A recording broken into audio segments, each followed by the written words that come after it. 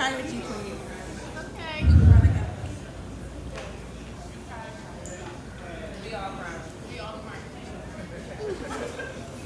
Got this. Thank you. My mother is the definition of strong and independent. She raised 3 beautiful black queens with little help, and we all turned out pretty well. I'm 23, living on my own and basking in all the glory that is me, but this took a lot of healing and unlearning, you see, because she did not have the emotional capacity to feel me. Living with a bipolar mother that refuses to acknowledge her mental illness was very tricky. I felt like I had to tiptoe through my childhood because any small thing could easily trigger an episode, you see, when she was triggered. She often said to us that we should be grateful for being her children, although we never asked to be.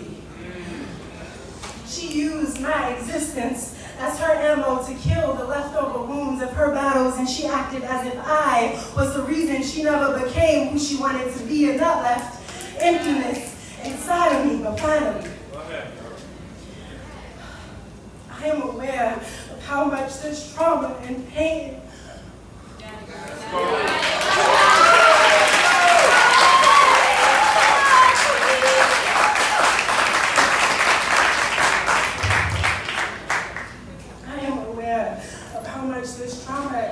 has been a burden to me. So here I am, ripping off the cardboard boxes taped to the windows of my childhood memories to let the light in and to allow my healing and growth to begin. For too many years, I watched my mother carry bags and bags of pain with her as if letting them go was never an option.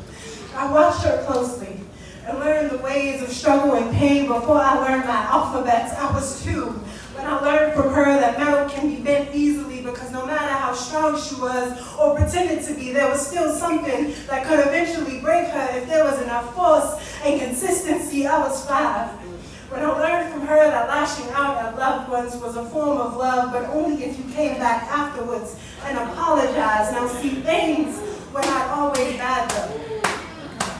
Most of my childhood memories are filled with love and laughter, and yes, she has always been there for me, but that does not matter. Because in this moment, this part of my story is what I am trying to set free. And still, till this day, I see her pain and trauma on her sleeves, and I know their colors better than she does, and it hurts me. After all, I just want her to know that pain is not the only emotion that she is worthy of feeling.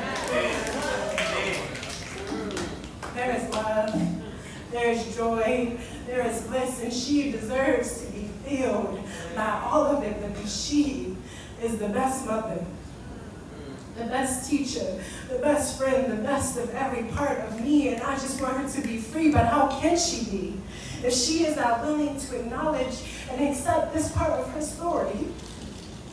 So today, my only hope is this.